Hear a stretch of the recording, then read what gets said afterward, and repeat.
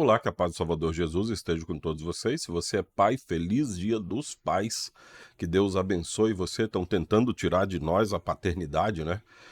Não chamam mais de pais, chamam de genitor um, genitor 2, como se fosse impossível, como se fosse possível dois homens ter filhos ou duas mulheres ter filhos. Não quero entrar no mérito, cada pessoa vive como queira viver, mas biologicamente é impossível.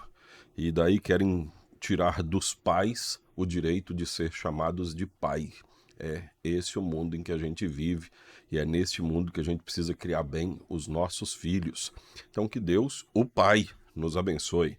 Tem religiões que dizem Deus é pai e mãe, isso é um absurdo, é heresia. Deus é pai, a Bíblia se revela como pai.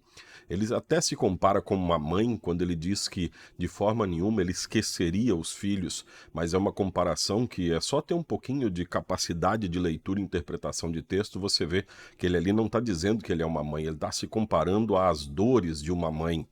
Enfim, isso é assunto para outro dia, nossa mensagem de hoje é outra, mas fica o desejo de que o desejo não, a oração para que o Senhor abençoe todos vocês ou todos nós que somos pais e cuidamos de nossos filhos.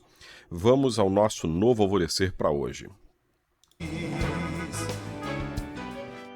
Olá, amados em Cristo, a paz de Jesus a todos vocês. Estamos começando o nosso novo alvorecer. Hoje, domingo, dia 13, é dia dos pais. Que Deus abençoe todos os pais, que você, que é pai, assuma suas responsabilidades. A responsabilidade de educar seus filhos é primeiro sua, depois da sua esposa.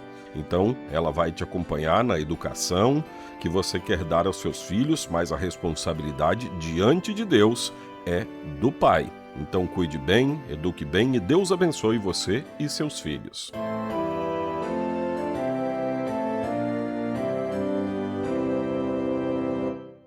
Socorro.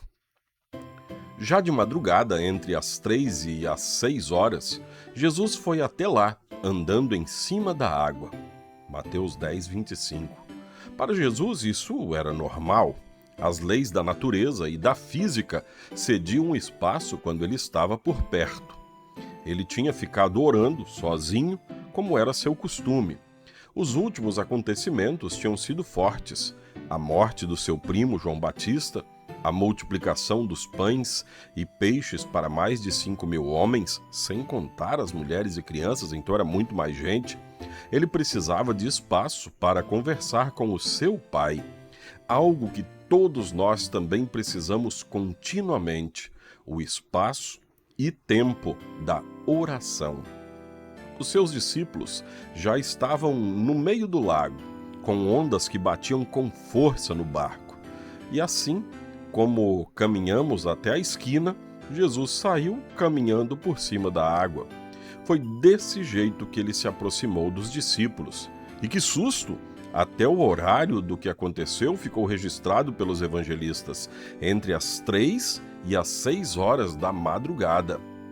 Os discípulos, que deveriam estar acostumados a ver eventos sobrenaturais e milagres, não esperavam por isso. É um fantasma, gritaram, de medo. E somente se acalmaram quando Jesus disse: coragem, sou eu, não tenham medo. Ao reconhecerem a voz e pela confiança que tinham no Mestre, acalmaram-se, menos Pedro. O Pedro de sempre, impulsivo, nervoso, que falava antes de pensar, disse: se é o Senhor mesmo, ajuda-me a caminhar em cima da água. E Jesus consentiu, mas ao sentir a força do vento, Pedro teve medo e começou a afundar. Socorro, Senhor! Gritou Pedro. Socorro é a palavra mágica de todo aquele que tem medo, que sente coisas que não pode controlar, que começa a afundar.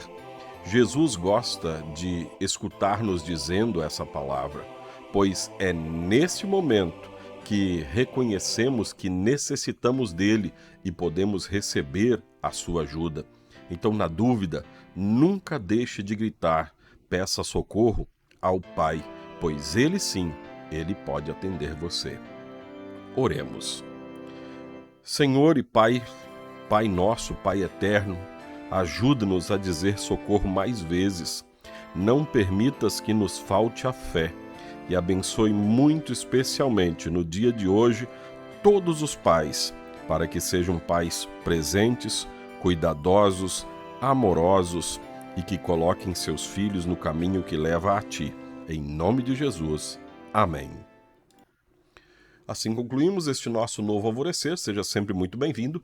Fique em paz, na paz de Cristo.